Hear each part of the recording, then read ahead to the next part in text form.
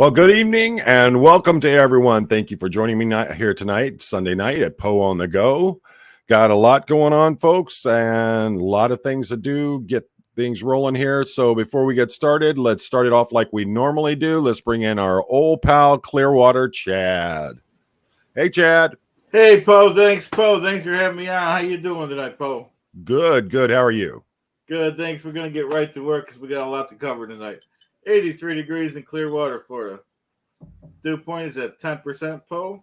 Wind is at 8. 76% humid, Poe. Thanks, Poe. Back to you. Thank you, sir. Thank you. And before we get any further into things, let's bring in another friend of ours from a different time zone and across the pond, Apostate Alex. How are we doing tonight, brother? Hey, good. How are you? Good. Thank you. So, thanks for having me. Wanted to take a few minutes, see if talk about what's coming up on the 26th here, the Chatathon that's going to be coming up. Got a lot of people going to be coming in over from Aaron's stream, so I thought we'd take a few minutes here while everybody's getting in and just explain what we're going to be doing. Chad, you want to lead us off on things here?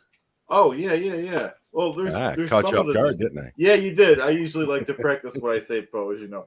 Okay, well, it's going to start off at 9 o'clock Clearwater time, so depending on your time zone, the 26th, it's going to be 10 hours. It's the Chatathon, like a telethon to benefit Mike Rinder for his medical expenses. Very good cause. And we're not sure about a lot of the guests. We're not sure about. We're still in the booking phases, so we're going to have to get back to you on who's. Maybe it's better to be a surprise for some people. But Poe, you'll be there. Alex will be there. Some of the great. I guess I could disclose that Mark Fisher will be there. Miss Kelly Copter will be there, and I think the other names I have to wait on. And yeah, it should be a lot of fun, right, Alex? Excellent. Yeah, I have the honor of Apostate Alex and I are both going to be opening the show up starting at the 9 o'clock point and running the first hour there. So what do you got planned for us, Alex? We'll have to wait and see. Mm-hmm. It's been planned to the T. Every second of that hour, we know exactly what we're doing, and we know exactly what we're.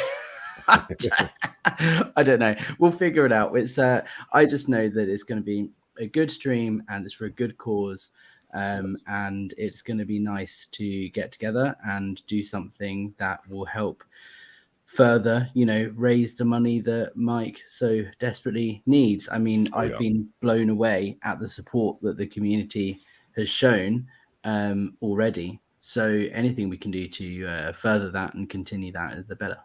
Excellent. How much did Aaron ran the donation last night for the Aftermath Foundation? He raised over $5,000, didn't he? It's over 7,000 now. Yeah, 7,600. Yep. Yeah. Wow. It's the thing. So it's annoying because I want to do a fundraiser like that for the Aftermath Foundation as well. However, YouTube only let you do that when you hit 10,000 subscribers. So I don't have the option to do that just yet. And you also can only do it for registered charities. So, for example, raising money for Mike, because that's not a registered charity, we wouldn't be able to do anything like that. But we can help in other ways, and send people to Mike's website to donate. And I've pledged to donate 100% of my YouTube ad revenue this month to Mike's cause. So any super chats that I get on my channel, any ad revenue, that's all going to Mike this month. Super chats are not the best way to donate because YouTube take a 30% cut, but still it all helps. So we can raise some money and raise awareness and help Mike out. And that's where good things like buy me a coffee or something like that comes in, because they only, what is it? I think 10% is what they take as compared to a 30%. I think it's even less. Yeah.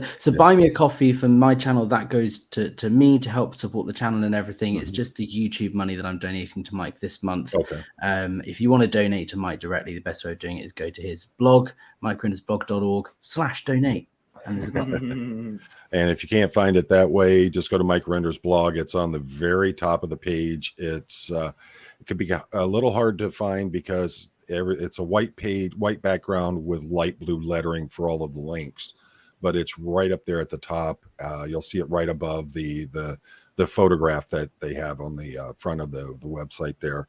So I think we're gonna have a real good time. We'll be going back and forth. I'm going to be doing workout at the laser. I'm actually going to be making something for the silent auction while I'm there and showing the thing. We're going to be doing a giveaway. I'll let you pick the winner for the giveaway, and I've got something I made up that's going to be a nice little giveaway for the folks that are going to be tuning in for the chatathon itself. So I think we'll be able to do a lot.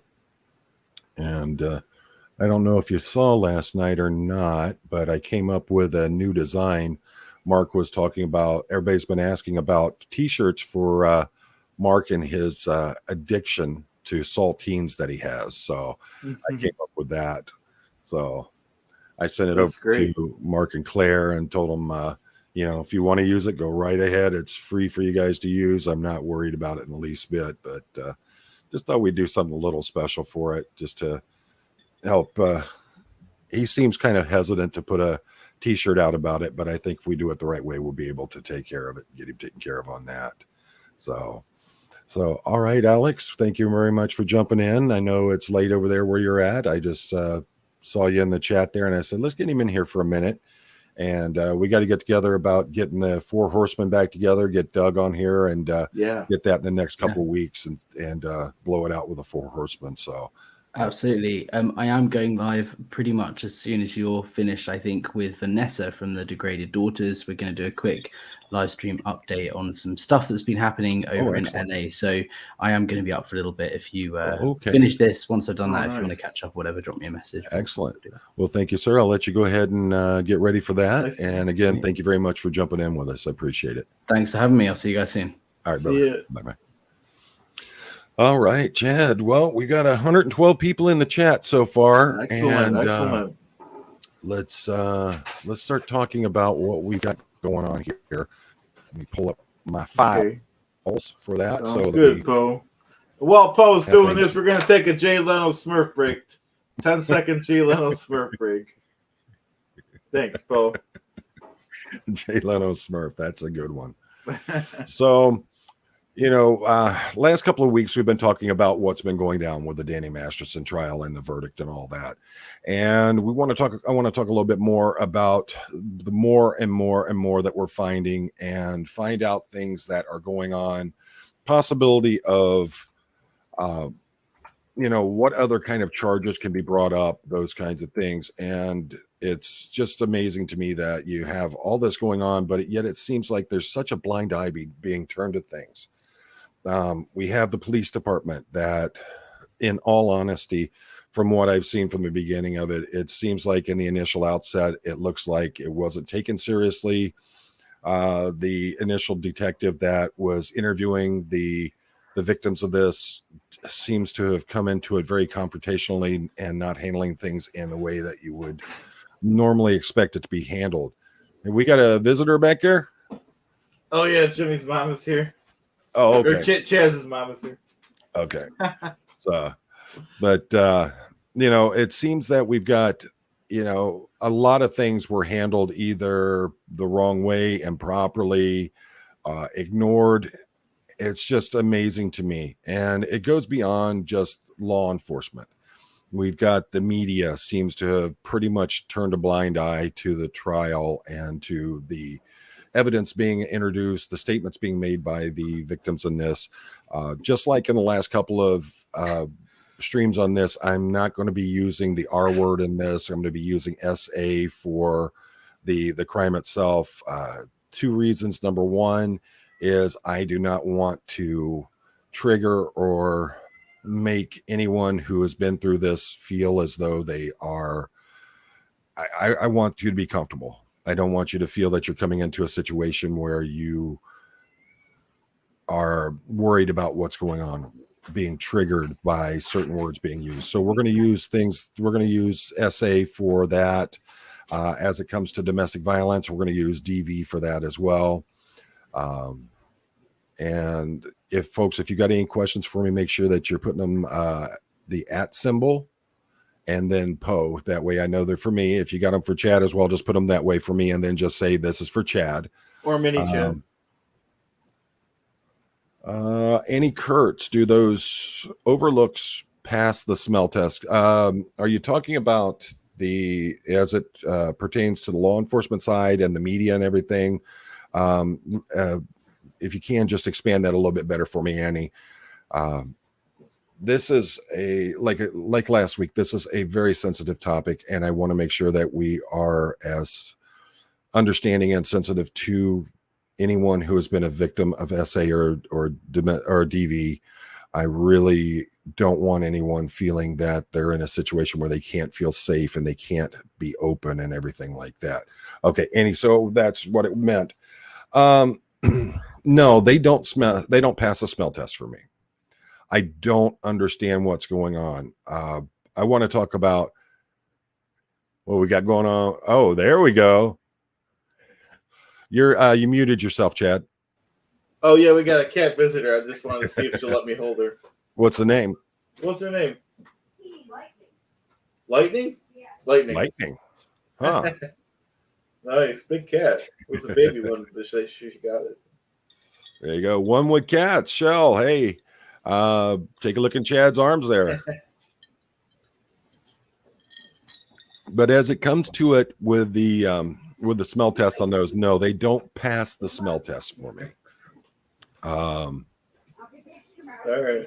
A lot of things don't seem right, and we're starting with the initial detective investigating the case. Like I said, it feels more, from what I'm hearing about the interviews themselves, it feels more like it was coming in accusatorily of the victims, the Jane Does. It feels, and I'm not going to name them. I know that their names may be out there already, but that's not my place. I don't know how they feel about it. I don't know if they want their names out there or not. I have had no personal contact with them. I know Aaron over at Grown Up in Scientology. He's had personal contact with at least one or two of them, and he would know better. And folks, if you haven't noticed, up on the right side of the screen there, there we go. Right side of the screen. I got to keep remembering this is mirrored. You'll see the SPTV logo. Plus, you'll also see hashtag Team Mike. So make sure you're keeping Mike Render in your thoughts and your prayers. I think that until this actually started getting more coverage, once Aaron, Leah, and everybody started getting into it, no one was really paying attention to what was going on. It almost felt like the media didn't care. I'm sure that some of the bigger, I don't know what the TMZ type channels, those kinds, I'm sure that they were picking things up as they went, but it just seemed all in all like there was almost a media blackout in this trial. And to me, that's a shame in and of itself that, you have something like this happening. You have women who are clearly have been the victim of this kind of situation. And what's amazing to me is that their stories, how similar all their stories about what happened to them were. And there's this blackout on it. So let's get into first question from Colonel Brock. Any chance Masterson will be sent to a camp prison level? That's all going to be with the Department of Corrections in the state of California. I have little to no experience with anything with California.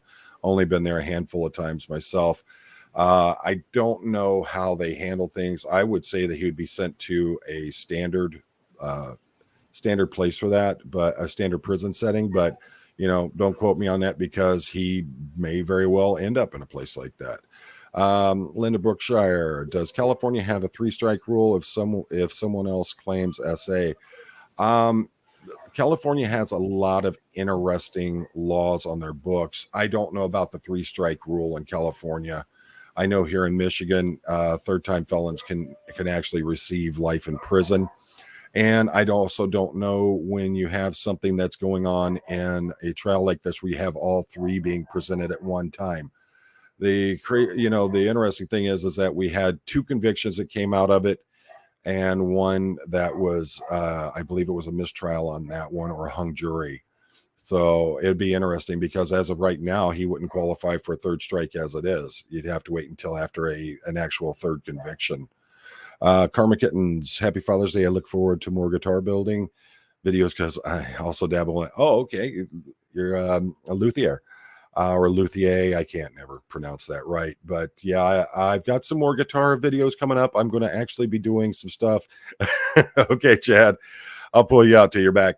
Yeah, I've actually got some videos coming out that are going to be where I'm going to be building the guitars from scratch. I'm going to be taking pieces of plywood, and I'm going to be cutting those out with a laser and turning them into actual guitars.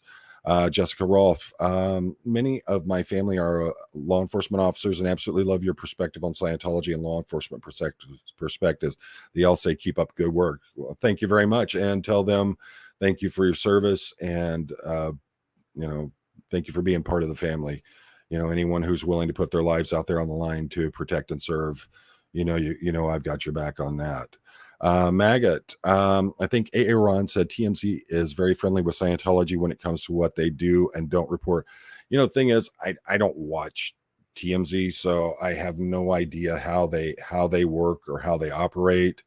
I mean, honestly, I could walk past the guy who is the front man for the show, walking down the street and not even recognize him. So a lot of those nowadays, I don't even get my news from any cable or standard, one of the big broadcasting companies or anything like that. I get my news off the internet or get it from YouTube, those kinds of places. I prefer a more neutral side to my news reporting, where I want to hear the news. I don't want to hear personal opinions. I don't want to hear injections, things like that. That just drives me nuts.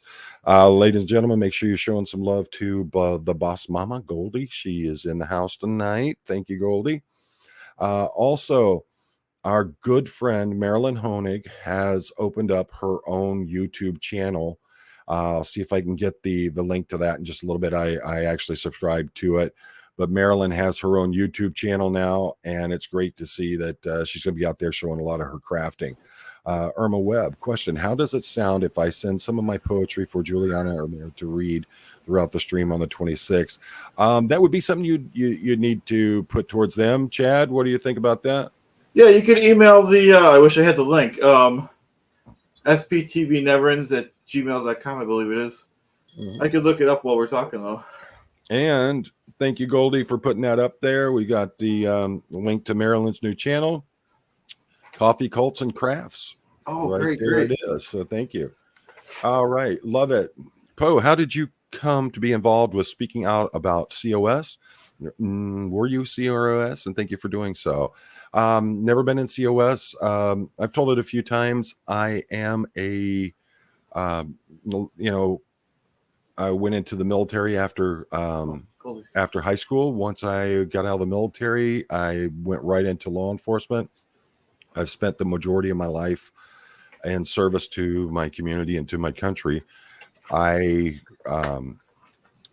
original contact with Scientology came as seeing the Dianetics commercials back in I believe it was the 80s or early 90s. And I actually went out and bought the Dianetics book from that, got a few chapters into it, and I was like, what? Yeah. So that was the end of it for me. And then I saw Going Clear a few years back. And right after that came the Aftermath with Leah and Mike, and got hooked on that, started going through YouTube, ran into Aaron Smith Levin's Growing Up in Scientology channel. And he asked for a police officer's perspective on something. And I already had a channel going, and it just all blew up from there. And here we are just a few months later. I'm up over 3,000 subscribers to my channel. And I just can't believe how much it's grown since then. But I've always been someone who's been very big about standing up for those who aren't able to stand up for themselves. And that's always been a very big issue with me. I worked a lot with human trafficking. I was a detective sergeant for some time, worked more than enough homicides in my time. And I've just always felt that, as a law enforcement officer, it's my job to be of service to my community, not just be there and be the cop out there pushing the rules around and all that. I've talked about it a million times.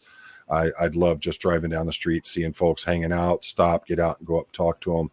because I feel that as a law enforcement officer in a community, you need to have a relationship with the community that you're working for. So that's my extent into it. And the deeper that I go, the more disgusted I become with a lot of things that I'm hearing about Scientology and how they handle things. And Hada on Fire, thank you for becoming the new member. Right. Oh, thank you.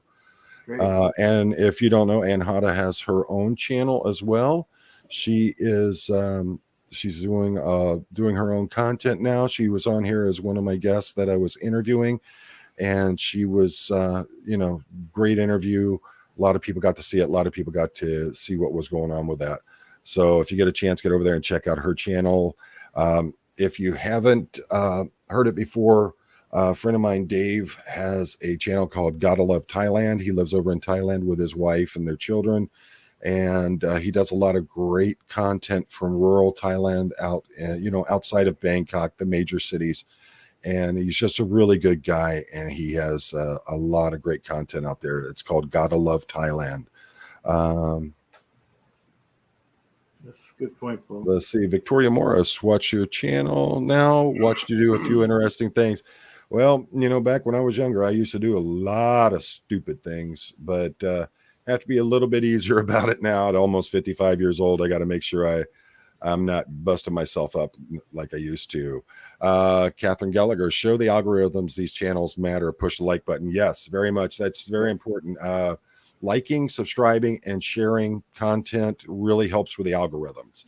If you notice, I'm stepping it up. I'm trying to put out 3 pieces of content a week. That's all because it helps to work with the YouTube algorithms. So, Colonel Brock, any vacation trips in the plans? I have some huge things that I'm working on right now. I was talking about it not too long ago. I plan on I'm working right now trying to get a sponsor for it with one of the big motorcycle companies. I'm in talks with one right now. And what I'm going to be doing, what I want to do is I want to start at the very top of Thailand, up at the Laos border. Actually, I'm thinking about going to the Golden Triangle, which used to be the starting point for all of the narcotics that were coming out of that area. They called it the Golden Triangle. That was shut down decades ago, but it's still a very infamous place. And I want to start from there, ride a motorcycle all the way to the very bottom of Thailand and film the entire thing while I'm doing it. Should take me about 3 weeks to do that, and put out some amazing content on the way while I'm there. And I'm also looking at working with some I've worked with a couple of bigger natural animal kind of productions for television.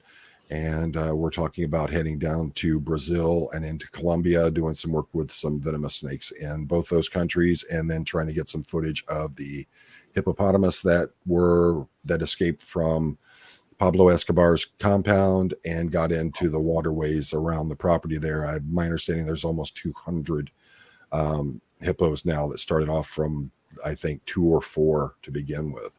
So those are the big ones I've got going on right now. We'll be in Vegas in early August. The whole family's going. We're going for just a few days. My son's going to be in a big video game tournament there. So that's the next one we got going on. Question, chat, how many SP channels are there? That's a great question, Poe. I'm stalling for time here because I don't know. There's so many you can't count. Yeah. Mark, what's his name? Mark from Blowing for Good. I watched some of his show last night, and he said he was kind of half joking, but I think we should do it. He said that we should get a gardening station and a cooking station. I think we should. We got to keep increasing the network. We want to be the biggest network on TV. Let's see. Yeah, I tell you what, there's a lot of them out there. I think there's something like 27, 30 now. It's getting there. So, yeah, I wouldn't be surprised if it was up to 30. Yep. All right, let's see here. Love it, Chad. I know so little about your journey. Were you in COS? Oh, okay. Yeah. I was never in. I'll try to give you the 30-second or the 1 minute, the 30-second version. So I started watching Leah Remini back in, the Aftermath program, and whenever that was, loved it. Was addicted to it, and then nothing happened for a while, and then I found Levin Smith around a year ago, so I was addicted to that then, and then he started doing the parody videos at Grant Cardone and Tampa Brad, and I fell in love with his reaction videos. He came out with a challenge for someone to come up with somebody named Clearwater Chad, and I took him up on it. We've been fun ever since. There you go. Excellent. Let's see here. Japan of Green Gables. Konnichiwa. There's something I've never understood that you might be able to explain clearly. When a city and county overlap, like Honolulu, what does the sheriff do? Just enforcing court orders? Question. Well, that, you got to remember, Hawaii is a different place in itself. Hawaii has, instead of a state police, they have a state sheriff. The way it works here in the state of Michigan, and it works the same way in a lot of other states as well, is your first line is the city, township, village police department. They're going to be the first line. They can enforce the township, city, village ordinances, the county ordinances, the state laws, all the way up to the federal laws. Then you have the sheriff's departments that are going to come in, and the sheriff's department are the next level up in law enforcement. The sheriff being an elected person in most cases. So what's going to happen? And then when you get into certain places like Texas and into Louisiana, they, instead of calling them counties, they call them parishes, and they are constables in some cases down there. But they're the next lineup. They're going to be the level in between your city police department and your state police in most places. Now, like I said, in Hawaii, my understanding is Hawaii has a state sheriff's department, and you have a sheriff that's in control of the island chain of Hawaii. So you don't have a state police. Your sheriff is going to be the actual top in-state law enforcement body that there is. Once you get sheriffs, normally will have the county jail, which is a higher holding facility than your standard city, county, your city, township, or village police departments will have. In our case, the department that I originally retired from, we would only hold for a few days at a time. We didn't actually hold long-term in our actual jail setup. It wasn't set up for that kind of thing. We didn't have the equipment or the resources that we needed for it. So everyone would go after they had gone through an arraignment, a bond had been set, and an actual trial date had been set on their charges. Then they would go to the county jail. The sheriff's department is responsible for having the high level, the high number holding facilities. And what would go on from that point is the sheriff's department's not only responsible for that, but you'll have cities sometimes in counties that, well, most counties will have cities, townships, villages, things like that, where they don't have the kind of budget that is needed to have an actual police agency. So the sheriff's department will step in and they will do the patrolling in those areas. They can also enforce laws in other areas on county roads and on state highways.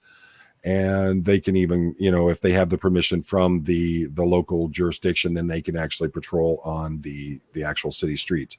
Good example is the city of Pontiac shut down its police department. The Oakland County Sheriff's Department came in and took over the patrolling of the city of Pontiac. So yes, the Sheriff's Department does handle on the county level, the security for the courts, and they also handle the administration of handing out the documents, serving people with injunctive orders, subpoenas, those kinds of things, PPOs or peace bonds, protection orders, whatever you want to call them, restraining order. But all of that, the Sheriff's Department would be the primary organization that handles that. And then, of course, from that point, then if your state has it, then it would go to a state police as your next level or the highest level within the state of law enforcement. So that's how that works. Hopefully that answered it for you. I know it's a little long-winded on it, but that's pretty much how it works. Anaphylaxis. Wow, that was an interesting journey. Thank you. Let's see. Danny Crook, Thailand is supposed to be amazing for cycling. Chiang Mai is infamous. Yeah. The bad thing about it is the big trucks on the road. It can get a bit sketchy. So you want to stay away from the major highways where all the big trucks are going. And you certainly don't want to be out at night on the back roads or on the highways in your more rural areas on a motorcycle, because it can get pretty dangerous. So essentially what I'm going to be doing is I'm going to be filming in the daytime on the motorcycle. And then what I'll be doing is I'll have set destinations along the way that I'm going to be stopping at. And we're going to, film in that around that area, find points of interest along the way, as I think it'd be just a little bit boring to sit there and watch someone ride a motorcycle for hours and hours and hours with nothing else to fill it in. So, Colonel Brock, why do you think there's so little coverage of the Masterson trial and conviction? Yeah, I'm going to get into that in just a little bit here. Let me make sure we don't have any more. Here we go. An angel hugger. Is it legal to not report the death of a U.S. citizen? An example, Shelley Miscavige. And that's going to get into where you are and what the laws are, what the state laws are. But my understanding is that if you are it's that you have to just, if you're in touch with that person and you're watching out on your caretaker, you must report. That, the problem is proving that the person knew. That's a big problem. And, you have to prove who actually found them and all that. And the Nasty Nathaniel's in here. What's up, brother? Right. Thank you for joining us as always. Yep. We'll see, getting down through here. I see I'm already a ways back. Purple Groovy 69. Would it be illegal to picket in front of a Scientology org? And that, again, that's going to come down to the local laws. But here's the thing. If you're exercising your First Amendment as freedom of speech and you are not obstructing a walkway and you are on a public sidewalk, I don't see how it would be illegal, but you need to check in with all the local laws on that. You got to remember, not every police officer has the same kind of opinion that I do on things. I fully stand behind our Constitution and the enforcement of that Constitution. So, but you need to make sure that you're following the laws. Don't get yourself hemmed up on it. And Nasty Nathaniel and I did a live stream not too long ago. Chad was in on it as well, where we discussed about, it was basically a beginner's class into how to do First Amendment auditing. And that, hopefully we answered quite a few questions out there that folks may have had. So make sure we don't have any other comments on that.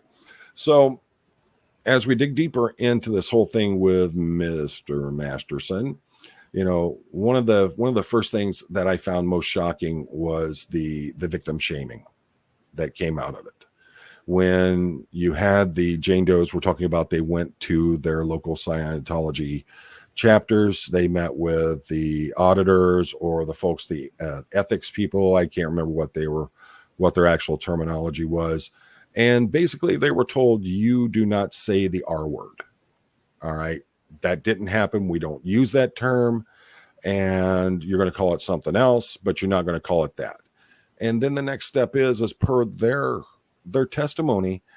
And it's not just them. You hear it from a lot of people who have left Scientology, and they're explaining to the fact that they were then told they had to go back into their prior lives and find out, find out where they had actually committed the same act themselves, which brought that upon themselves. This is like some kind of karma thing that happened that brought them to this point. And the sheer amount of shame putting on a person, first off, denying them the ability to use the word of what it is. Wait a minute. Sorry, Poe. Just drinking my Xenu coffee. I was about to say, do you have your Xenu brand coffee in that mug? No, but I will definitely buy it as soon as it's available. Here's my nearest local Poe on the go. So the sheer amount of, think about it. If you're a person and that's in that situation, this horrible, awful thing happened to you, and it happened from someone that you knew, someone that you may have been interested in being in a relationship with, or had been in a relationship with. They do this, and then you're basically told, no, it didn't happen. And whatever happened to you is your fault because of your past lives. And these are the people who are supposed to be looking out for you. And the fact is that the outlook on the world, when you realize that you're not only being told it didn't happen, but you're basically being shamed and told that it was your fault that it happened in the first place, which, number one, it's hypocrisy for the fact that you're going to sit there and tell them that it didn't happen. And then make them go back through past lives and find out who they had done this to. Completely incredible to me. And I'm hopefully that these victims have been able to get some kind of treatment or some kind of psychiatric help that's going to help them get through this.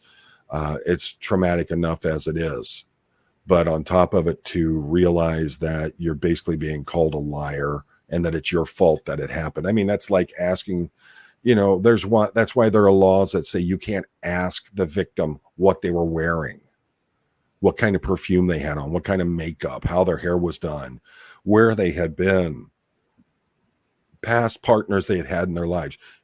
That's why this stuff isn't allowed, because it's shaming and it's embarrassing and it makes them feel like they're nothing. And if you are supposed to be someone that is supposed to be a cleric or a chaplain or someone who's a religious leader, what are you doing treating victims like that? I'm a cop. I'm supposed to have a cynical outlook on life.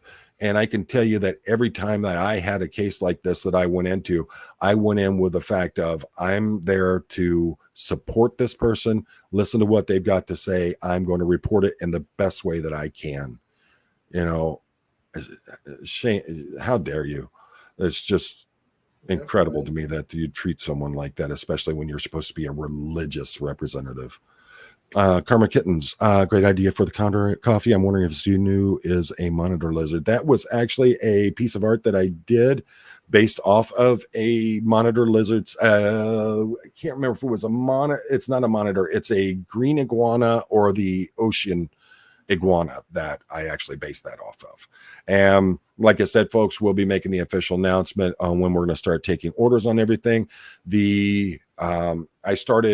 I've been in contract negotiations, got my trademarks going in and everything. I want to make sure I have all my ducks in a row before we do the actual release, but soon we'll have all that set and ready to go for you. We're going to have actually 3 different kinds for it. We're going to have the standard, and then we're going to have a dark roast, and then we're going to have a light roast. I'm actually in talks with them right now about some teas as well that we'll be able to offer as we go forward once we see what kind of response we get to it.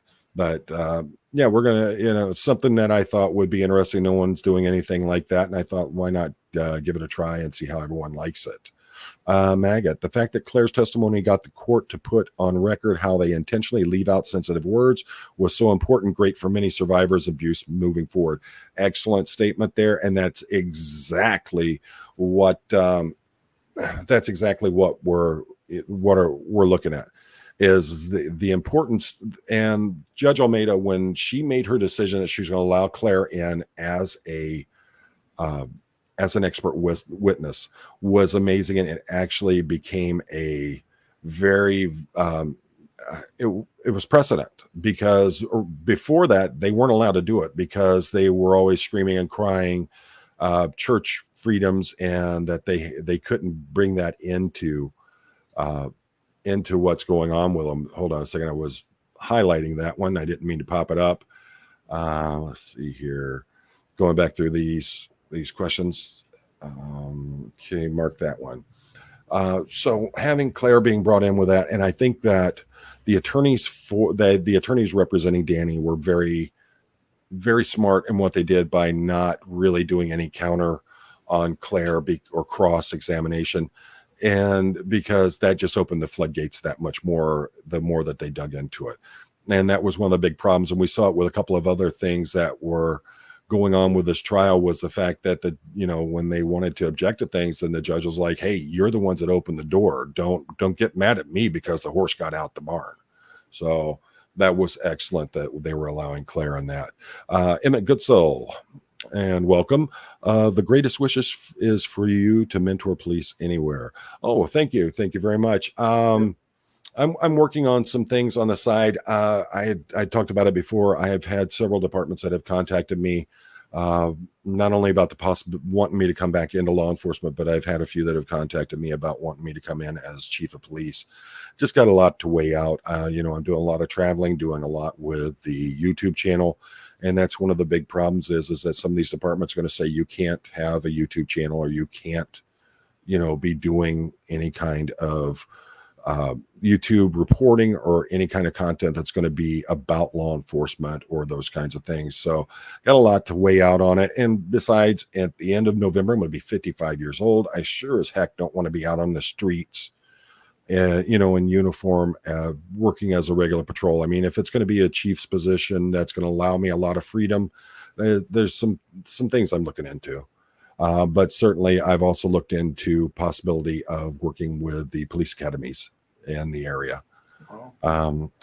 Evelyn Lee Barney, welcome. Thank you. Will Xenu come in whole bean? As of right now, it's going to be the ground. But the great thing about it is with all these new technology they've got for the packaging and all that, it's going to be roasted, ground, and then directly into a sealed bag. And I've had the company that I'm working with, I've had their coffee several times. It's amazing. It's out of Thailand. They are growing some amazing coffee over there. Colonel Brock, an artist friend of mine did a frame in a Sergeant Rock comic book. Have you done something like that?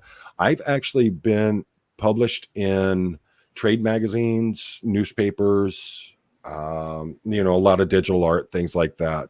So I actually did a comic strip for a Detroit area newspaper back in the 1990s. I was doing a weekly run for them. It's just between the job, working tons of overtime, having brand new twins, it gets overwhelming. Let's see here. And Joel McQuain, it's our hero, the man, the myth, the legend, the one and only Clearwater Chad. You demand. Thanks a lot, Joel. You're number one to us too. Appreciate it. Nasty Nathaniel. Victim shaming was going on during the trial of News Now Houston.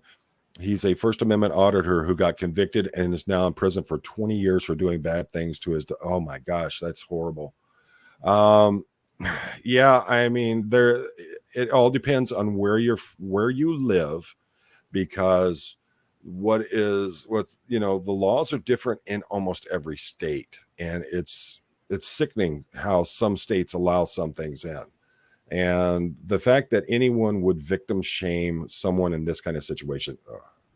Colonel Brock, have any pro guitarists asked you to laser engrave a guitar for them?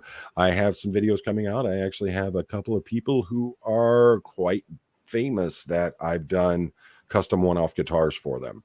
Not just laser engraved, but built entire guitars. Rev Girl, as an ex-Scientologist, I really appreciate you guys. Real allies, thank you. Yes, absolutely. Like I said, I've always always been there and worked towards supporting those who were unable to fight or defend themselves. And so this is something that I'm looking at as well as a true cause. Karma Kittens, enjoy the beautiful things in life now, buddy. Don't give up your freedom. I'm a cop, and that's just how it is. I mean, once I can't walk into a restaurant, I can't walk into a store, and people, they know that I'm always told you either look like you're a cop or you're former military. I just can't go anywhere. It's so embedded in me, and how I look, how I walk, how I talk, and it's who I am. It's in my blood. So, OBG Foster, you'd be a great guest on Don Abrams' new show that replaced Live PD. I don't watch TV. That's the thing. I watch, everything is streaming for me. I haven't seen his new show, but yeah, I mean, if you have a connection, tell him, get hold of me. I would love to do that. That'll help keep me from having to worry about going back into the actual, being out on the street and stuff like that, but it will still let me be able to be part of law enforcement. Linda Brookshire, we're also working on, I'm sorry, I forgot. We're also working on K-Cups as well. So that's something we're working on. Chad, what kind of coffee do you drink right now? I drink the old fashioned drip, so I could buy the. Well, that's what I drink. I mean, I Yeah. fill the thing up with the filter and all that, and the strainer, and then Yep. let the water run through. We've got a what is that called? Bun coffee maker. We had it in our Okay. restaurant, and we've got it here in the house now. Absolutely love that thing. All right, Poe, Chad, and Chat. Have you ever served in jury in an essay trial? I'd said it before. I had been called in for jury duty 7 years in a row, and then got bumped 7 years in a row. So I've never actually sat fully on a jury. Came close one time, and then the defense attorney immediately knocked me right out. I had made it down to like the last 16 people that were being selected for a 12-person jury, and they were like, "No, we got to get this guy out of here." My wife's been called several times. She just went just a few weeks ago for jury duty, and amazingly, she didn't get pulled either. Chad, what about you? Now, Well, no, no, I've never. I've had to go just like you, and then I didn't get as far as you where they ask you anything, but it pretty much took the whole day, and then right before they were going to call me, they had enough people. Yeah, it's it's an inconvenience, but it's also a point of honor to serve your community through something like that. Japan of Green Gables. Okay, first off, Goldie, if you can put my email address up there, shoot me an email, Japan of Green Gables. If you're living in Hawaii or if you're living in Japan, I'd love to talk to you. Speaking of live PD, what are your thoughts on shows like Live PD, Cops that follow police officers around on the job? Actually, I got to be on an episode of Cops. Wow. Probably 25 years ago. And it was very brief. It wasn't like I was any kind of star or they were riding around with me. We were actually supporting we didn't know that they had cops in with them, and we went and backed them on an incident. But yeah, I got on there. I've actually spent more time on Animal Planet than I have on anything else. I've been on a number of times on Animal Planet dealing with venomous snakes and crocodilians. My thoughts on those kinds of shows: I don't watch them because for me, they're just I see guys doing stupid stuff, and I want to call them out on it, and it just aggravates the daylights out of me. But there are also, I think that it gives folks a real good sense of what the life of law enforcement's like. And I've said it before, where you have, you'll be sitting there, you'll get called to a home where a Karen is upset because their neighbor put a sign in their yard that she or he doesn't appreciate, and so they want the police to go over there and tell them they have to remove it, and not understand the fact that it's called First Amendment rights. So you'd go from that, and then the next thing you know, you're showing up at a barricaded gunman or an active shooter scene or a DV, and then you go right back to a call where a neighbor's calling because their neighbor put their trash cans out too early. It's an amazing life. I loved it to death. But yeah, you hurry up, you go to nothing where you have no calls coming in, to you have stupid calls coming in, calls that should never be brought to the police, and then to just insane situations that you have to handle. And then you go right back to the normal stuff. And on top of all of it, there's always a ton of paperwork you've got to do to get those things. Let's get them down here. See if we've got any more questions. Nasty Nathaniel, Poe on the go. I know this may sound silly, but I love McDonald's coffee. It's delicious and it's cheap. That's the thing. First off, if you've been on here before, Nasty, you've been on my channel. I don't think there's anything such as a silly or a stupid question. But quite honestly, everybody has their own favorite that they like. I mean, for me, you see me quite often. I drink the Japanese coffee in the can. I buy them by the case, and I literally just heat up a kettle of water, throw them in there, heat them up, and drink them. And it's right around the same price as going to the store and buying a coffee. So for me, that's my favorite. I feel I'm somewhat addicted to them, but that's the thing. I love them. So there's nothing wrong with that. Everybody has their own thing, and I know quite a few people absolutely love McDonald's coffee. So anaphylaxis, I never get impaneled on jury either. Yeah, pretty lucky. I mean, some of these, one of the trials that I was looking at, it was a fraud trial, and they were looking at 2 weeks, and I was just like, oh man, 2 weeks stuck in that. Ooh, that'd have been fun. But yeah, that's the thing is that's an important part of society, is that you are that last line of defense for a lot of people. If someone has been wrongly accused, you're there to either prove that they were wrongly accused or prove that the prosecutor's right in what they're doing. So jury duty is an important thing. Gina, forgive me if you've already spoken on this. Do you have any insight into the accusations of corruption of LAPD and being in the back pocket of Scientology? I'm actually going to get into that in just a little bit here. That's something that's really bothering me. And, I got some comments about the, Leah Remini talking about, the chief of police is refusing to meet with her. And I have a couple of different viewpoints on that I think may help with some folks' understanding. Jennifer M., I was once, for federal court. Boy, those are fun. I didn't get picked. Too many. There you go. Too many officers in your family. Let's see. Karma Kittens. The reptile content is way more interesting watching cops, which, it can be triggering. You see things going on. Chad, how many times you been arrested now? I'm not gonna lie, never. Yeah. I had a ticket when I was 14 years old on a moped, and that's the extent of my experience with law enforcement. So, other than being a cop, I've never had never been arrested or anything like that.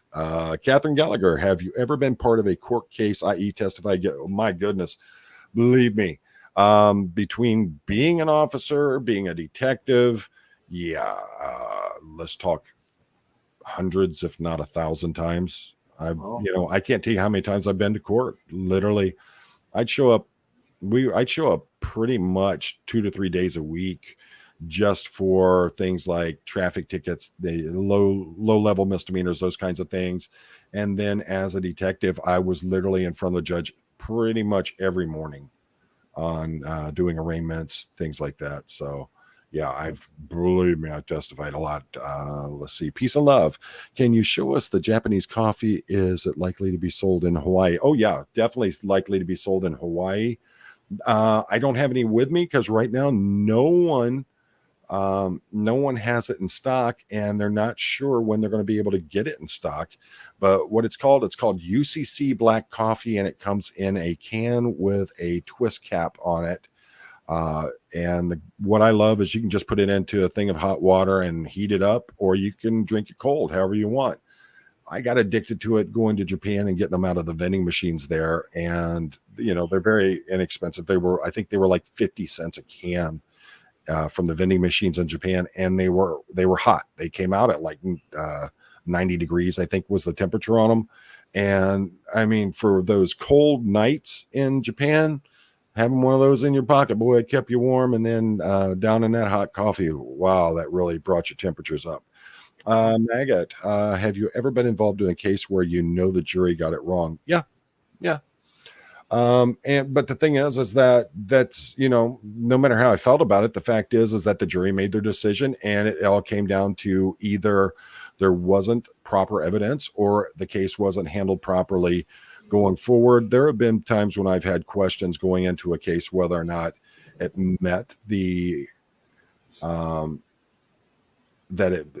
didn't feel that it was going to meet the standards that were needed for it to go forward. And I was told that I didn't have a choice in it, that the prosecutor was moving forward with it, whether I liked it or not.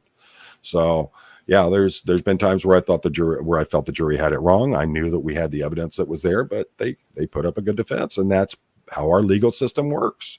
So, Colonel Brock, what is your favorite crime TV show? For me, it's Columbo. I don't watch any of them. Father Brown Mysteries on BBC. That's about the closest I get to those things. I'm not allowed to watch most crime shows. I call them copumentaries. My wife will not let me watch them with her because I get so riled up about the fact that they're not, I think it's just crap, but it's TV, so it's not going to be real.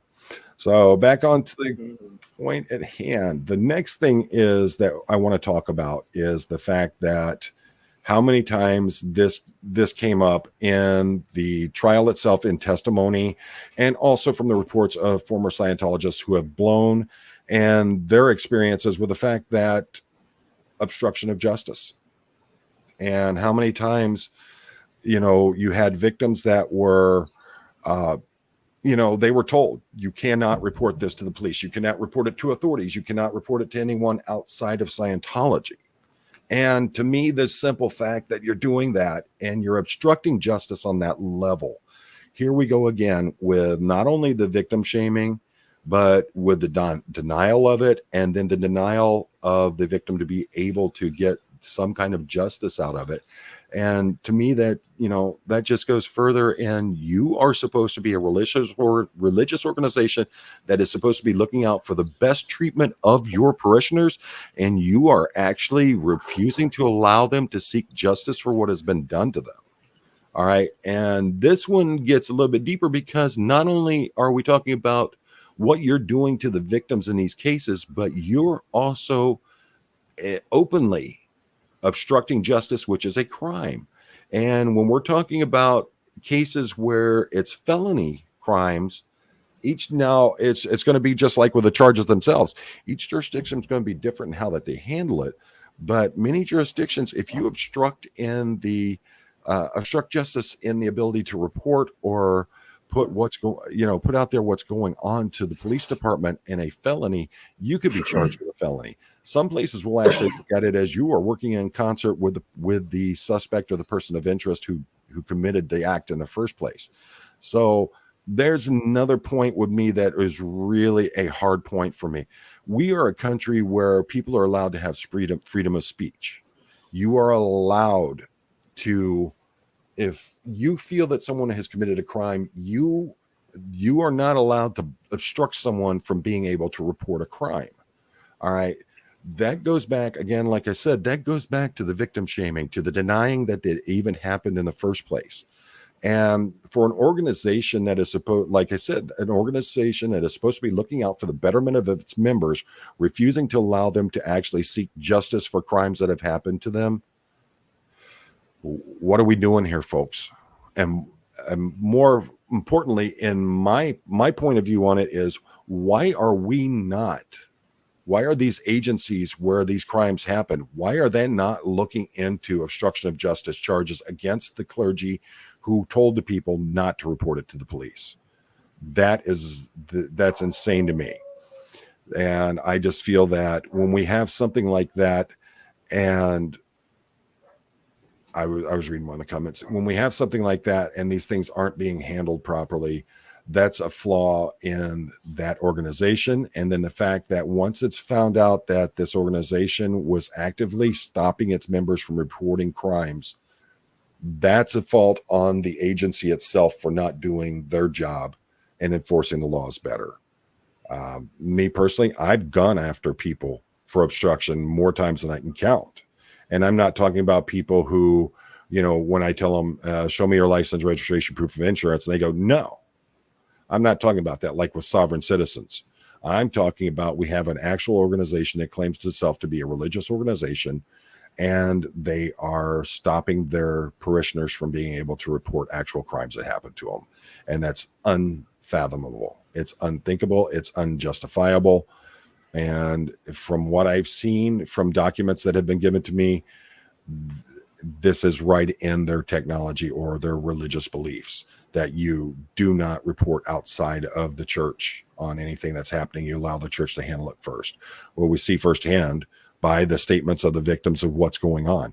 You have the one victim who had been in a relationship with Danny Masterson, and when they broke that relationship up, What did they do? They made them go in front of an arbitrator. Well, basically, the arbitrator sat down with Danny and decided this is what's going to happen. You're gonna like it, and if you don't, too bad.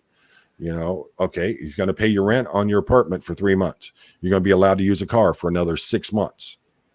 All right. How long had they been in an actual relationship when they decided to break it up? And this is how you're treating this. And they're making these decisions. You listen to Leah when she's talking about she had an assistant that was actually a member of the church. And when she decided to fire her, they made them go in front of an arbitrator. And because the spouse or the boyfriend of the person that she had fired, they made her pay this huge amount of money to this person in some kind of settlement to them. These are all things that are just completely unthinkable, and it serves nothing but the organization itself. Maggot, what would be the best thing or most effective thing that the public could do to help the situation? Hold the feet to the fire of the prosecutor, hold the feet to the fire of the police department, find out why they're not doing what they're supposed to be doing. Now, if they've got a legitimate answer, they say, well, it's way beyond the time frame for us to be able to do anything about it. That's one thing in and of itself. I've had things where they've gone beyond jurisdictional boundaries as it comes to time from the moment that the crime had occurred to the moment that it's reported. It's unfortunate, but there are situations where there are time sensitive things that can happen with that. Otherwise, why are they not doing their job? All right. And those are the real questions you need to ask. Let's see. Purple Groovy 69. Does Scientology intimidate the IRS? I don't know about currently, but back in the day when they were running full page ads that were making these horrendous claims about higher officials in the IRS services and things like that, they're putting them right into the big newspapers like New York Times and things like that.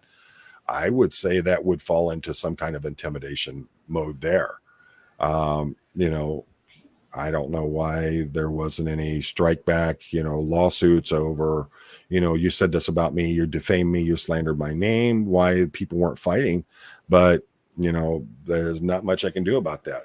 And my buddy Joe Pinto from Your Mojo is here, folks. Folks, if you haven't been to Joe's channel, make sure you check him out. It's called Your Mojo. And he's an amazing guy, great guy, good friend of mine. And his channel is it helps you out quite a bit. It helps me out quite a bit. I go on there and I listen to read what's being posted on the screen, listening to the music. It's a very calming influence for me in a lot of things. And he shares a lot of personal insights into things that you should, I would suggest that you look into it. Let's see. Nasty Nathaniel, what do you think of someone like Danny Masterson, who was charged with the kind of crimes he was, being allowed to stay free on bail? We saw something in the Andrew Luster case. And it's all going to come down to the judge's decision on that. Clearly, I think when someone has been found guilty, convicted of something like that, we know it's more than likely going to appeal. So it's not like this is the end of it. But the fact is, he's been convicted. So my thing would be he should be held over until his sentencing. He should be held without bond, especially with the acts that we have in this case. So I would personally think that, no, I don't think he should be out on the streets. Anyone with a violent felony that they've been convicted of, I don't see how they can be out on the streets after they've been found guilty. But you're also, look at the federal government. Federal government will find people guilty of major felonies, and they'll turn around and tell them, hey, you need to report to the Department of Corrections on this date at this time and turn yourself in to start your prison sentence. So I'm not surprised, especially with the way things are going right now. Yeah. Let's see. Irma Webb, sometimes I think Scientology is a government religious psyop that brought in the New Age movement. That's getting way too deep in my into that thought stream. I'm a cop. I look at facts. I look at what people are reporting, what people are turning in, what people are saying, the evidence we have on hand. And, those, I just don't go down those kinds of rabbit holes. There's too many of them out there, and I think it gets just too deep. But I think an organization that has fought the federal government as much as it is, I don't see how they would be a psyop for them. And they've made it very clear that they are anti-government, they're anti-reporting, and they're willing to go after agencies from the things that they've actually published. So let's see. Annie Kurtz saying he will blow just like I don't know. That's all has yet to be seen. Does he have too much information that he could put out there that could damage the church? There's a lot of things going on in that we don't know about. So I can't even try to speculate on something like that. And if I haven't said it already, folks, happy Father's Day to all the fathers out there. Had a great day here. Nice cookout with the family. Then went and saw that new Guardians of the Galaxy movie, which was awesome. I loved it. So did the kids. So it was a real good time. What about you there, Chad? I see you got me in front of you too. Yep. Yeah, little Chad's there. And then, we Chaz and I celebrated last night. We went to a ball game. And, it was a lot of fun. That's awesome. Yeah, especially at his age range, to be able to spend quality time with him is amazing. And the amount of time I see you spending with him, it just goes to show that you're a thanks, Bo. Looking at something that's going on there.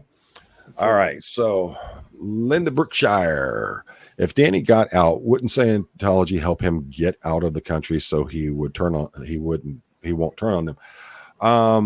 I don't know. I mean, that's a deep dive, but considering the reports that we've had where folks who had information were moved to different countries outside of jurisdictions, I mean, would it be outside of the realm of possibility to have something like that happen in this case? But you'd have to think that he has, does he have real damaging information on them? Let's see here. Don't call people Karen. Use the right objective. No. All right. That has become a common term to describe folks like that. And the fact is, I have many friends that are named Karen, and they use that term. The thing is that, I'm not using it to degrade women named Karen. I call myself a hillbilly because I am a hillbilly. And a lot of people can construe that as, well, you're racist because you come from that Southern stereotype, when the actuality of the name hillbilly comes originally from the state of Michigan for potato farmers. All right. It didn't have anything to do with race or anything like that, but it has molded itself into many different adjectives, and it depends on how you're saying it. If I'm not using it towards women named Karen, I'm not doing it to insult them. And everyone knows what that term means. All right. Sometimes we have to dial down the sensitivity on some of these things. I mean, people object to so many things down nowadays. I mean, I could throw a fit every time someone puts the name cop into the comments. I don't look at it like that. We need to look at it for what it is and what's going on with it. All right. So we got Calico 26. Thank you for that super chat. Why they allowed Danny to be cellmates with Andrew Luster? They were convicted of the same crimes. Oftentimes, you're going to have folks who are convicted of that kind of crime are going to end up in the same. They're going to end up in the same cell block. Oftentimes they cluster them together, so it's not unheard of that they would do that. Believe me, especially for those who it affects children. A lot of times you'll see them clustered off in a different area altogether, and that's how it is. The U.S. is anti-government until it suits them. That's interesting how a lot of these groups, they act so anti-government and they want nothing to do with it, but yet when they need the police there, or they need the government to do something for them, they'll be the first ones to line up for it and call 911. Let's see. Peace and love. Looks like my local Walmart has UCC Urashima in stock. I drink the UCC Black, and that one gets hard to get hold of. The other ones that are the flavored coffees, sometimes you'll see them show up in Walmart. I've also went online and looked at Walmart, and they say that they have it, but you call the store itself and they don't have it in stock. So, just check and see. Your best bet is going to a Japanese specific market that is an Asian market, or they have, all the different things out there, and they'll have hopefully they'll have the UCC in stock. Wouldn't it be crazy if COS put out a prison hit on Lord have mercy, to make sure he never speaks out against them? They just play dumb since, well, it would be crazy. I don't think I've ever heard of anything like that coming out of them. To me, that's just, I wouldn't, no, I'm not even gonna get into that one. That's crazy. Same here. Okay, and we're down to we're finished up on the comments and everything now, so let's get into the next one. Something that has been driving me absolutely nuts since this trial started is the lack of media coverage on it.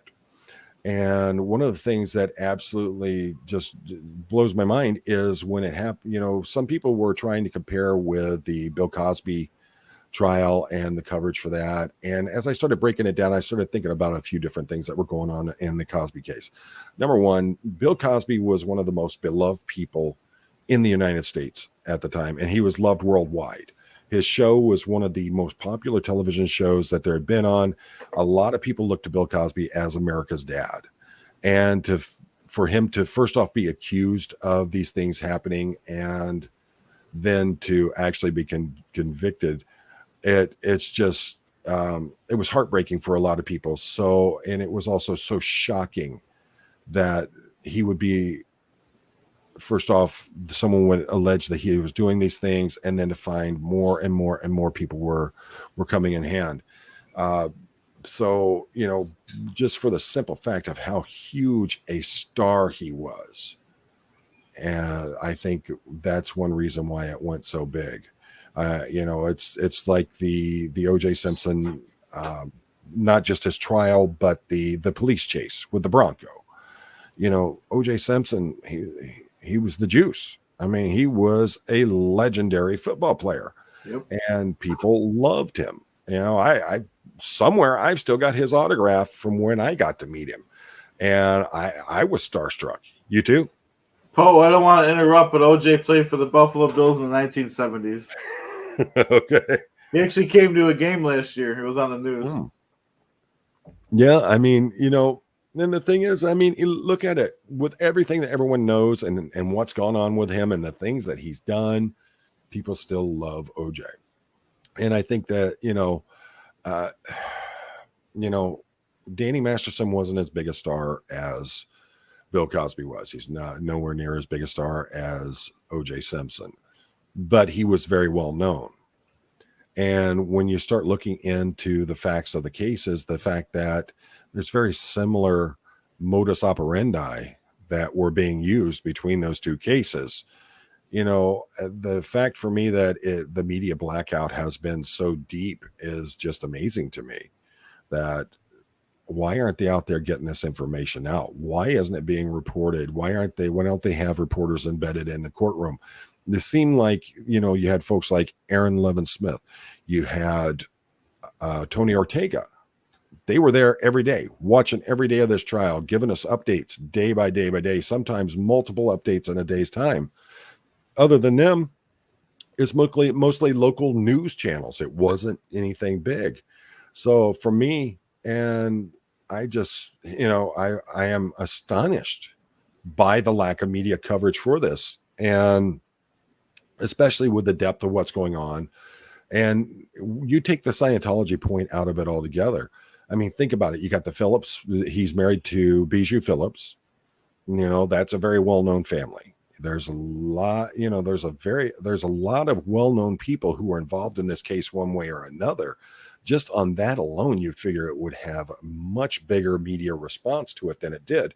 But no, we didn't get any. And I actually, at some point, I'm sitting there thinking, why are they doing this? Why aren't they covering that? yeah, I understand it's a retrial from one that had ended up in either a mistrial or hung jury. But the fact is the matter of the amount of information and the type of information that was coming out was just blistering. And the fact that they weren't covering it is just astonishing to me. So, that's something I would be holding someone was asking earlier, what can we be doing about this? Email, comment on their articles. They want to report about the local guy who got himself caught up in something like this, and they're putting that out there. Where were you during the Danny Masterson trial when all the truths that were being brought out about that? When you have the attorney who was admonished for the way that they were acting in court while one of the Jane Does was on stand giving testimony.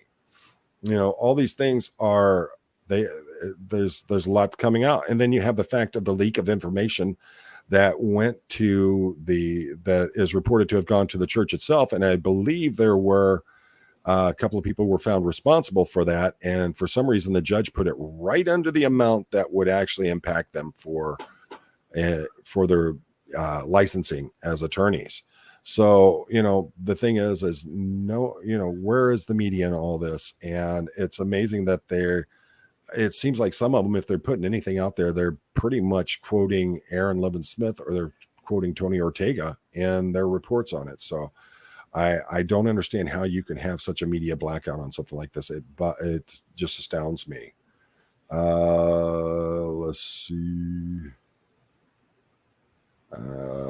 No, I don't smoke it, folks. Go ahead, Jed.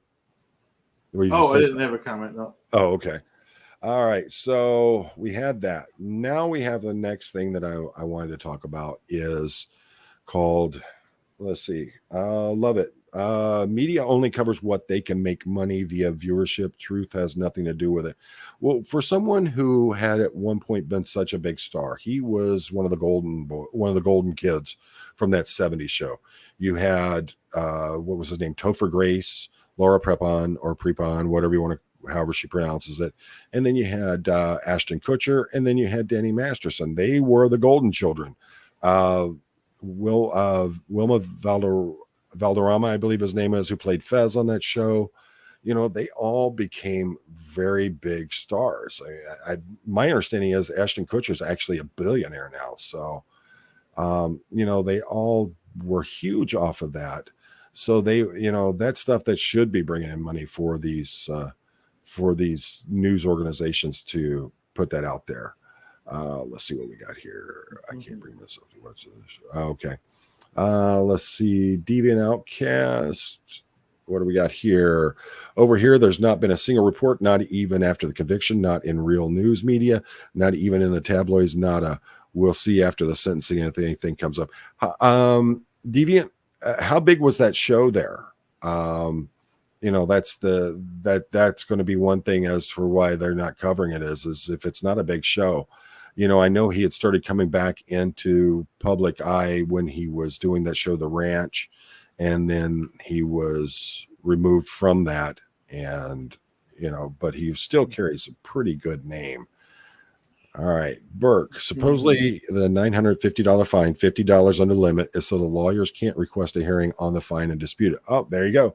Well, that would explain that.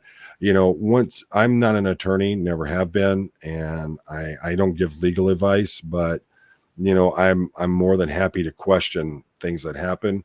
And thank you, Burke, for giving us an answer to that. I doubt it, though. They'd have a whole lot to explain since nothing had been reported so far. Well, the thing is that when I'm talking about, you jump into the chats or the comment sections after their articles, or you hit them up on their Facebook pages or their TikToks or the Twitters or whatever, and say, hey, why are you ignoring what happened here? They get enough people doing that. At some point, they're going to have to answer to it. And that, it gets overwhelming. I mean, they can't ignore it for so long. They keep getting called out on it. They're going to answer. MH. Okay. Yep. I forgot about Mila Kunis. Yeah. She was, Jackie. That was her name in that. Let's see. You guys forgot about Donna. She was the best one. Yeah, that's Laura Prepon. Oh, okay. Yeah. Yeah, Donna, the big ginger. I didn't know what her real name was. Yep, that's Laura Prepon or Prepon. My dad was a newspaper reporter his whole life, did local news media cover the trial at least. Yeah, that's what I was talking about. Is it seems like local news was covering it, but you weren't getting any of the national stuff. If you were, it was not very much coverage. Um, love it. I always thought the Hyde character was creepy. Always, I always thought he was funny. I thought there was some great things, that came out of it. We watched the first season or two of The Ranch, and I really wasn't impressed with his character on there. But they had Sam Elliott, so Sam Elliott's big time. Victoria Pierce. I thought Danny was in jail and not out on bail after he was found guilty with sentencing in August. I don't know. I haven't been able to keep up with it. We have so much, I have so much going on. I normally study up quite a bit for these live streams and try to get as much information as I can going into it. Thankfully, I've got outlets like Aaron over at Growing Up Scientology, Tony Ortega, and folks like that I can talk to and get a lot of information from. And I'm getting it from firsthand people that were there. Deviant Outcast, it was big. It still runs as reruns on TV from what I know. Okay, yeah, that would be an excellent question why they are not putting that out there, and that's something that they may need to answer. And if their feet are held to the fire publicly, let's see how they do it. Maggot, I think Mark Headley said in the Spy Files that it mentions specific news anchors and stations that have special agreements with COS on what stories to run or to squash. I'd like to see how that pertains to now, because it's been a few years since they've been out, and some of the stuff that they had from back then, some of the stuff is older. If it's newer, then yeah, that's very damaging, and it needs to be put out there in public, and it needs to be shown. Penny Hathaway, for my 61st birthday, my sister got me a U.S. Army shirt. My husband is Army vet and retired police officer. I am so afraid of insulting for vets, which I would die before doing. The sad thing is that there's so many people that they just don't care anymore. You see all these video after video after video where you'll see people either telling, our military veterans, I don't care. What are you doing for me now? You have that ordnance officer in, I believe it was Jacksonville, Florida, went in and told a motorsports place that sold motorcycles, quads, ATVs, and those kinds of things, told them they had to take down all the flags for the United States military that were in place.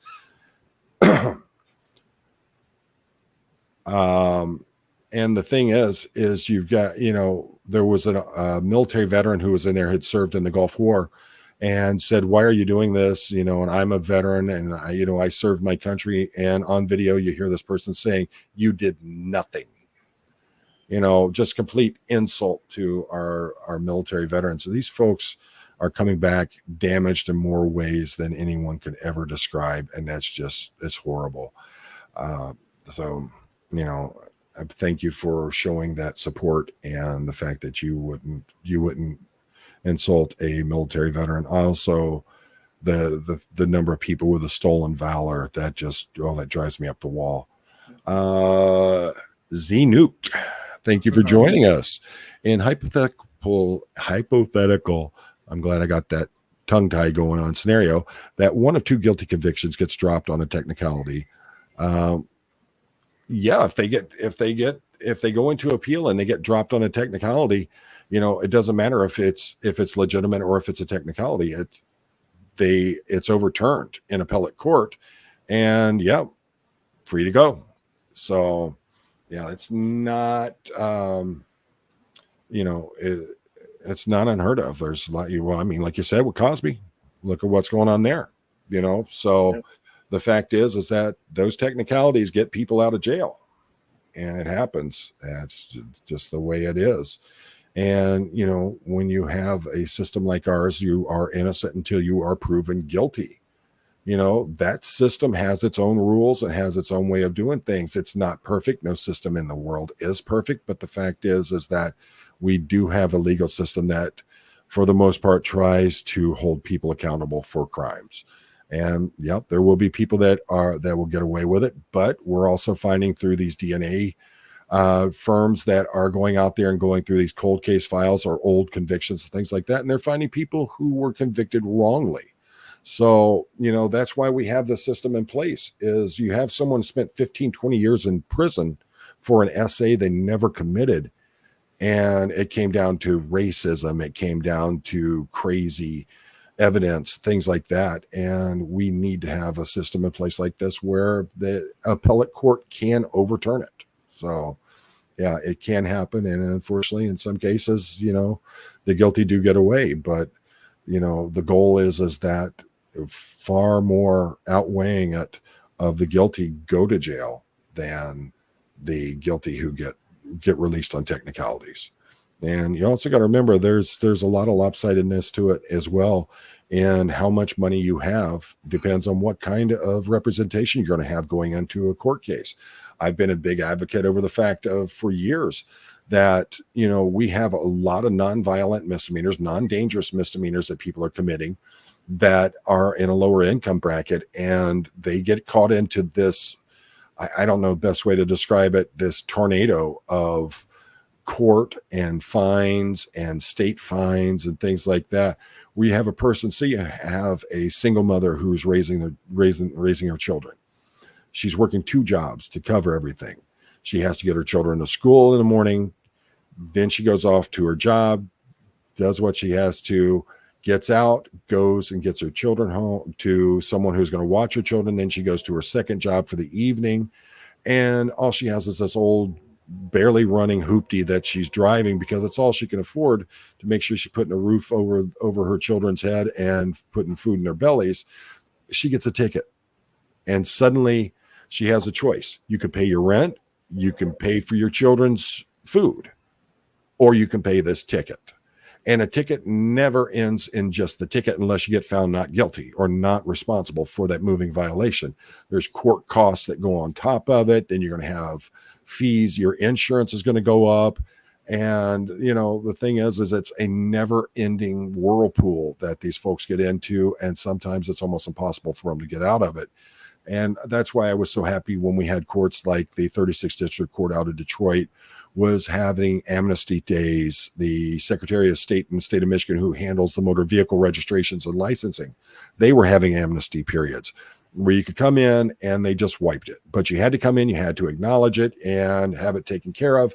But the thing is that I was so happy to see that because I see so many people who are in the lower economic brackets that just get so overwhelmed and they get thrown into the deep end of the pool and they're basically struggling to try to keep above water. Again, our system's not perfect, but slowly changes are coming about and hopefully we're going to make things, I would say, much more even for all sides. Because if you're rich, you can hire the best attorneys in the world, fight everything. You can hire expert witnesses who can counter anything that police and the prosecutor are saying, anything like that. And they have a real good chance of muddying the water so much that a jury or a judge isn't going to convict. And I mean, how many times have we heard about, old pals at the country club with the judge, and next thing you know, you're in front of that judge and you're having this great little conversation with the judge about your backhand or how you're, what kind of handicap you used in the last round of golf, and the person gets away with something they should be held accountable for, but then you have a person that comes in behind them that's someone as a coal miner working 12 hours a day down in the belly of the earth, digging coal out, with making just enough money to keep the family alive and keep a roof over their head, who can't be at a country club to go hang out with that judge. You think they're getting the same fair and equal treatment? And there's been a lot of times where that's been proven. And until we can get that kind of stuff taken out of our system, that's what we need to be working for. Evelyn Lee Barney, he's in jail and sitting. Okay. Yeah. There's not enough updates that I'm being able to find on things. I haven't been able to talk to people about certain things like that. Let's see here.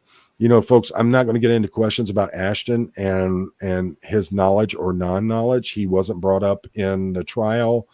And I think that for us to even venture into that, I don't know. I don't know what kind of relationship they even have anymore. So, it's, that's bad. Burke, honestly, I think the biggest disrespect for our veterans is the terrible benefits post-combat and the dismal state of the VA. The other stuff is peanuts to the medical and PTSD that was never treated. Yeah, I've said it. You're mirroring a lot of things that I've said before. I think one of the biggest disrespects of our United States military personnel coming back from any kind of situation where they're put in and can actually become victims of PTSD, and the lack of support that they have. Talking to my father, when we actually started talking about what happened to him in Vietnam and things like that, World War II, when those folks were coming back, they spent a month, 3 months on a ship with other soldiers. They actually worked out of some kind of social worker kind of system between themselves. They looked out for each other. They were able to get a lot of their fears, a lot of their anxiety, a lot of things that happened to them while they were in that combat zone. They were able to get that out of themselves during that trip back. Vietnam, these guys, one day they're in the paddies, they're in the jungle, they're in the bush, whatever you want to call it. The next day, they're on a flight heading home back to the United States, and then they're expected just to walk right back into civilian life. There was no support for them there whatsoever. And like you say, the VA hospitals, absolutely horrible. I was actually at the VA in Detroit, and there was a gentleman, he had to be in his 80s. He was a 70s or 80s. He was a Vietnam veteran, and he was there literally just to get a refill on his prescription for his heart medication. He had been there for 4 or 5 hours at that point. And I knew this because I'm sitting there talking to him, and really nice gentleman. He had served in the United States Army, and he had been in Vietnam, and he has a lot of things that are going on with him. He's permanently disabled, and he's sitting there and he's just waiting to get a refill. He asked the lady behind the counter if she could give him some kind of update on what's going on with it. And she literally cussed him out right there in the lobby of the VA and told him it didn't matter what he had done. He needed to sit down and shut his effing mouth, and she doesn't give a D about what he needs. You go to Ann Arbor VA, you go to the Grand Rapids VA, completely different worlds. Huge amount of respect. Clean, orderly places. So I know a lot of veterans that refuse to go to the Detroit VA. They will go to Ann Arbor, or if they have the ability, they will go all the way over to Grand Rapids to go to that VA there. But yes, I agree. Our VA is an abysmal place in many of the larger cities. And I think one of the best ways that we could handle that is that we make all of our congressmen and senators have to use the VA system as well. If they need medical attention and they need some kind of medical treatment, make them go to the VAs, the same as our military veterans did. These folks went out there and spilled blood for our country. All right. They're not sitting in some posh chair in the Capitol making millions of dollars on a job that pays $150,000 to $200,000 a year and suddenly become millionaires in their first or second term. Make them go to the VA and see how they feel about that. I bet you the VA will turn out a whole lot better, a lot quicker. There'll be a whole lot more safeguards on how they treat our soldiers. Let's see. Let's get on down here. Some of these questions. Let's see. Emily Lee Barney. My problem. Don't hate me. Don't worry about it. The whole military vet thing is the cognitive dissonance between what the soldier friends and the intent of the system that uses them up and spits them out. One of the things that absolutely drives me insane is you'll have these companies that they're doing nothing for veterans, but yet they'll put out these commercials of the soldier coming home and the family coming out and they're all crying and they're loving them. What are you doing for the soldiers other than trying to make money off of something that is very near and dear to a lot of people? And for me, I hate the fact that we had to go into the conflicts that we did in the Middle East. But one of the things that happened is that people said, we're not having another Vietnam with this. And they started showing a lot more respect for our soldiers. And to me, that meant a lot. Care for JCYT. Did you ever get frustrated as a cop when people got away with stuff, but the DA wouldn't file? Yeah, it happened all the time. In the state of Michigan, there's actually a law when it comes to DV that the person cannot get a bond or cannot be released until they go in front of the judge. The Wayne County prosecutor, no, they would sit there and they would look at a case. If they couldn't get hold of the victim, it didn't matter what the evidence was. And they said, we're denying the warrant request on it and you can go ahead and release them. And there was nothing we could do about it. The Wayne County prosecutor's office is the most busy prosecutor's office in the state of Michigan. And there was a lot of things that were going on. There were a lot of times I got very frustrated. There were times when I would turn in a case that I thought was absolutely perfect and be told, well, we're only going to charge one of the 3 or 4 charges that you have on the person. Just simply, we don't have the time or the resources to fight them all. That's the reality of it, folks. Is it true cops have no immunity from indictment for hurting a suspect on duty? Why are civilians being locked up for defending themselves and others? Police officers getting charged all the time nowadays for use of force, things like that. I don't know, what the second half of that question was about, but yeah, the police officers getting charged all the time. So yeah, the immunity is not there. They don't. They can get charged just like anyone else. Did you ever have any comments on the Las Vegas alien encounter? It's been viral. Thoughts on the cops? I thought that was really crazy. I saw some of those videos from that. What did you see that, Chad? Well, first of all, I don't call it Las Vegas. I call it Las Wages, Poe. No, I didn't see it. Unfortunately, I'll go back and look. Maybe it's really interesting. You have officers. You had an officer who was responding to a call. Someone said they saw 10-foot beings in their yard. Wow. And on the way there, the officer sees a green flash in the sky. And wow, it's crazy. I am actually waiting right now to speak to a gentleman who has done some very, very in-depth and probably some absolutely groundbreaking documentaries on UFOs and aliens.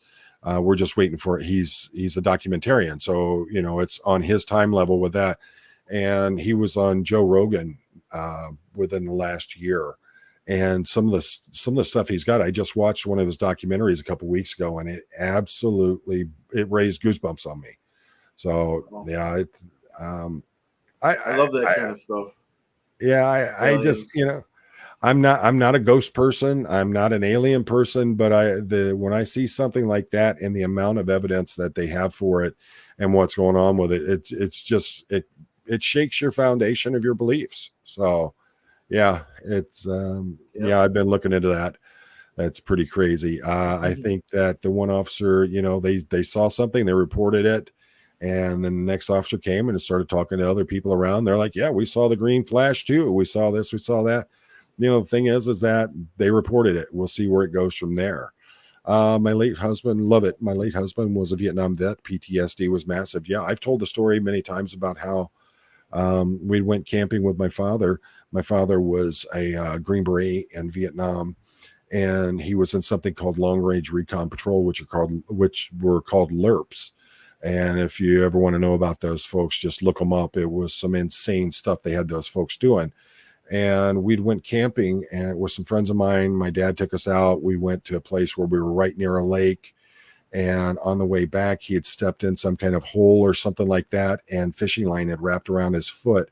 When he tried to pull it out, it went tight, and he went stiff as a board, and we actually had to carry him back to the campsite. And it took about an hour or two before he finally came around, but he thought he had tripped a booby trap or a landmine and was just waiting to die. So yeah, PTSD is a very real thing. No matter what you want to call it, it's very real. James McLennan, Poe on the Go. been sent by Clearwater Chad. Great community. Thank you for being here. Really appreciate it. Let's see if we got more questions coming up. Very good. Let's see what we got here. Olson, 1987. My dad's a 21-year Navy vet. He hates the VA. I am active duty Navy with 18 years in, and I've seen it through my own eyes. Seen it too. Believe me, I know. I refuse to go to the VA. I absolutely will not. Wow. It's just watching how things go. I had a friend who he's a retired U.S. Air Force member.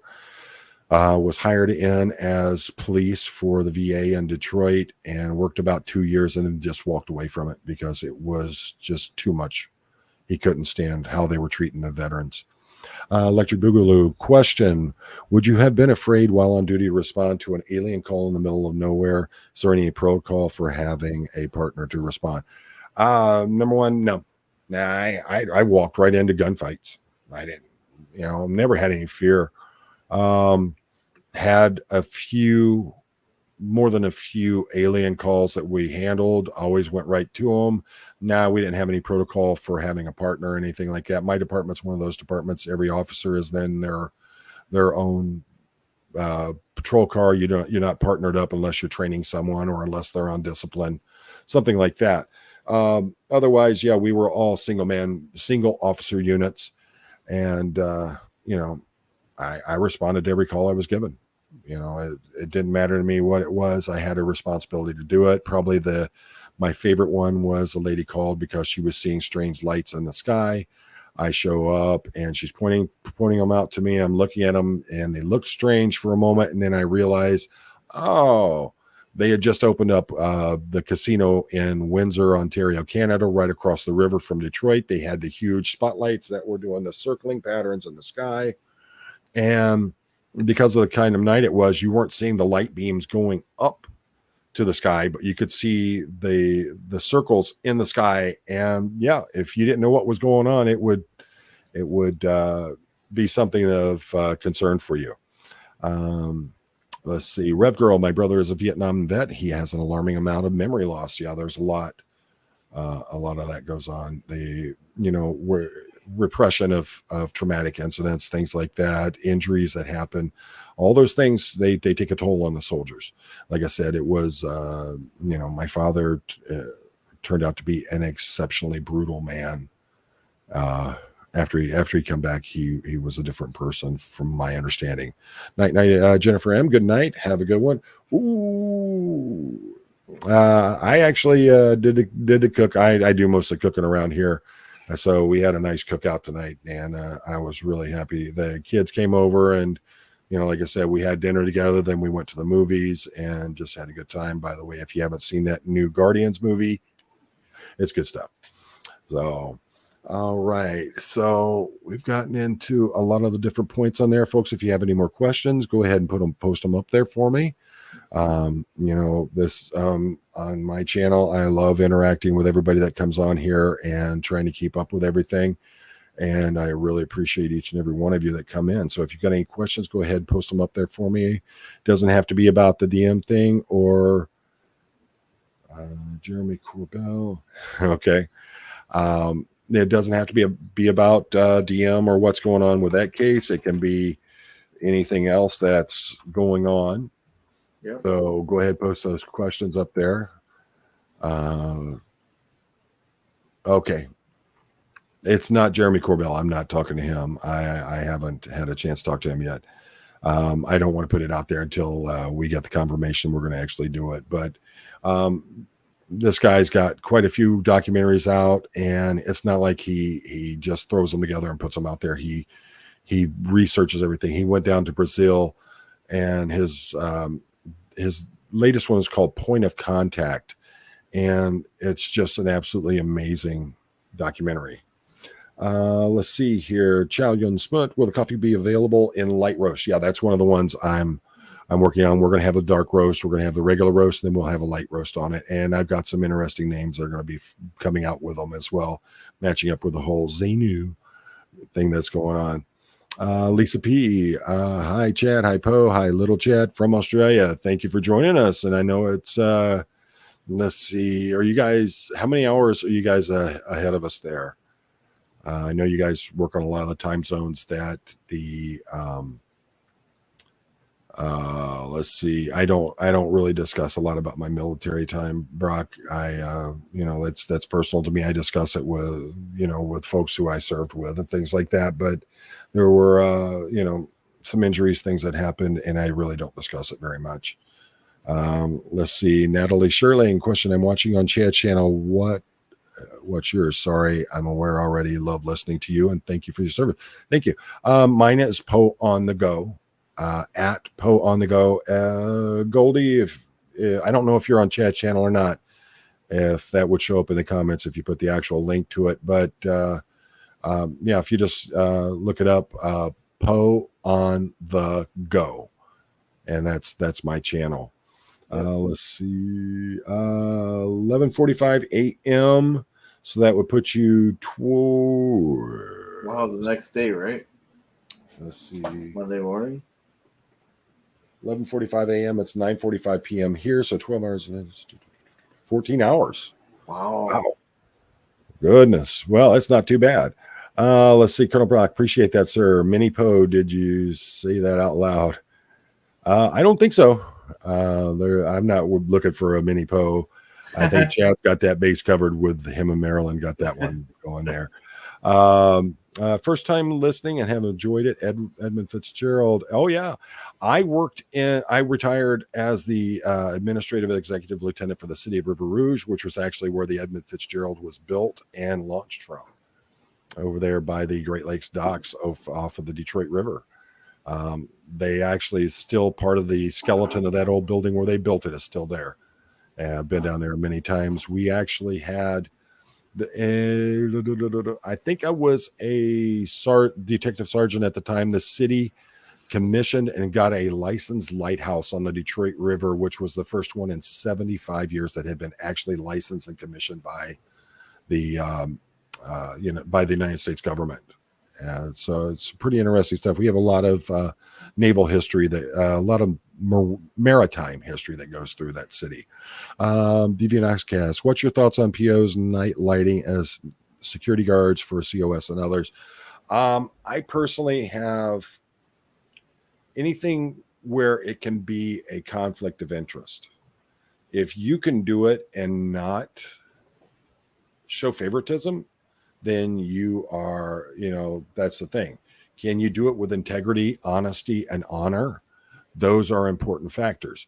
But when you've got a company that's paying you 3 times your normal wage to do it, it's going to throw a lot of questions in. And then when you see, the video of incidents happening around these institutions, and where it's clearly it's a matter of First Amendment rights, and they're telling people they got to go anyway. No, that just didn't stand up. I have no use for that. If I were the chief in Clearwater, the first thing I would do I would end any of that. So that would end that situation right away. Electric Boogaloo question: a lot of religious leaders from different faiths hang out together and talk religion. Do you ever meet up with other branches of the emergency services and trade stories? Oh yeah, firemen. I've got a couple friends that are retired firemen. We always dig on each other, talk smack, but we were always there for each other, and we looked out for each other. Michelle D. Hi, John. It's 2:45 here in the UK. Can I ask your thoughts on Chad Dorman? Myself and my husband can't get our heads around why he did it. Thank you. Let me look that up real quick. I'm thinking that's the one from. Wasn't that the family who were involved? I'm not sure. Oh, okay. I hadn't heard of this one. I think anybody who does something like that, there's something clearly gone in them mentally, spiritually. You take a child's life, there's something wrong there. Children are innocent, and to me, that's one of those unforgivable acts. that people, yeah. No, to me, that is horrible. Let's see. Oh, Natalie Sterling, thank you for subscribing. I appreciate it. Yeah, I'm on the march now. I'm trying to get to that 5,000 mark now. Now that I've cleared 3,000, now I'm trying to get to 5. So I'm going to be pumping out a lot of content. Roscoe's going to be showing up in a lot more shorts now that it's summertime, and he's out there acting like a fool in the backyard. There's a big furry black cat that keeps coming through our yard. It doesn't bother me in the least bit, but boy, Roscoe goes nuts over that thing. So I'm getting a lot of good video out of him. Nice. Yeah, we all love Roscoe. As a matter of fact, I've heard him a couple times during this stream. He's been out there barking his head off. Probably saw the cat again. Funny story earlier, the wife says to me, she says, he's out there. He's going nuts over on the right-hand side of the yard.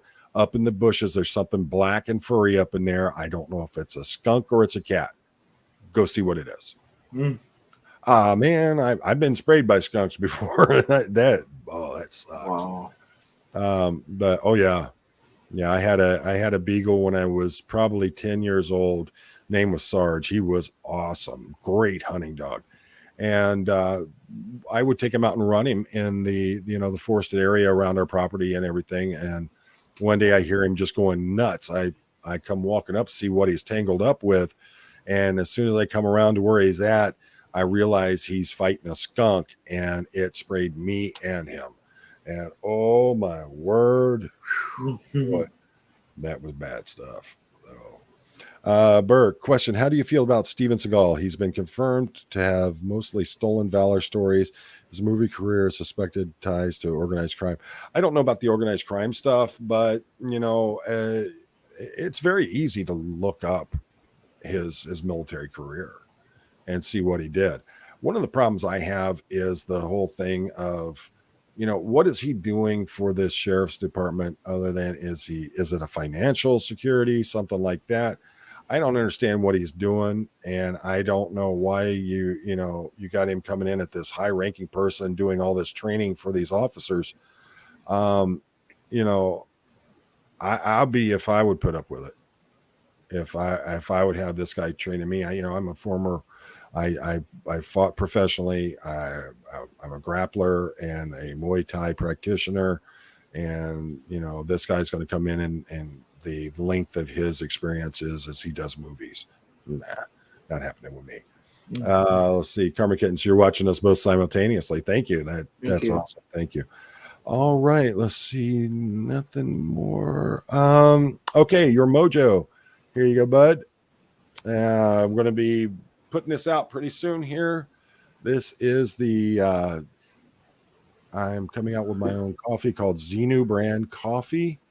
Going through all the contracts, the trademarks, all the wonderful stuff you have to deal with. It's enough to drive you nuts. But I'm trying to, thank you, Chad. You're welcome.